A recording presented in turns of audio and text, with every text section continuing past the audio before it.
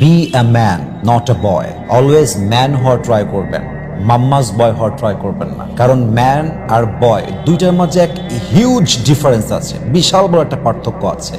বয় যে হয় তার ডেফিনেশনটা হচ্ছে বয় কখনো রিস্ক নিতে চায় না, বয় কখনো দায়িত্বর বোঝা নিতে চায় না। সে অলওয়েজ রিস্ক নিতে ভয় পায়, দায়িত্ব নিতে ভয় পায়। যেমন মনে করেন যে একজন ছেলে একজন মেয়েকে পছন্দ করে, এখন মেয়েটা বলছে আমরা হারাম প্রেম কেন করবো, তুমি আমাকে বিয়ে করে নাও, আমাকে ওয়াইফ বানিয়ে নাও, তোমার ঘরে নিয়ে যাও, আমি তোমার গার্লফ্রেন্ড হয়ে নয় বউ হয়ে থাকতে চাই। তো বয় যে হয় সে বলে যে আমি তোমাকে কেমনে বিয়ে করব, আমার তো এটা নাই, বাপকে কেমনে বলবো, আমার ভয় লাগে, ফ্যামিলি আমার এগেনস্টে যাবে, আমার ভয় লাগছে, আমি তোমাকে বিয়ে করতে পারবো না। দিস ইজ কল্ড বয়।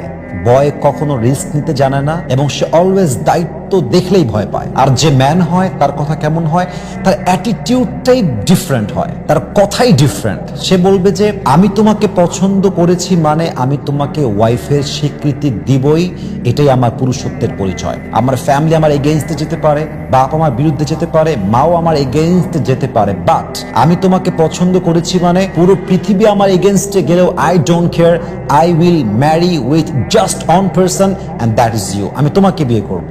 হতে পারে তুমি ডিভোর্সি, হতে পারে তোমার অনেক বাজে একটা অতীত ছিল, বাট যেহেতু আমি ম্যান, আমি তোমাকে বিয়ে করতে চাই, আমি রিস্ক নিতে চাই।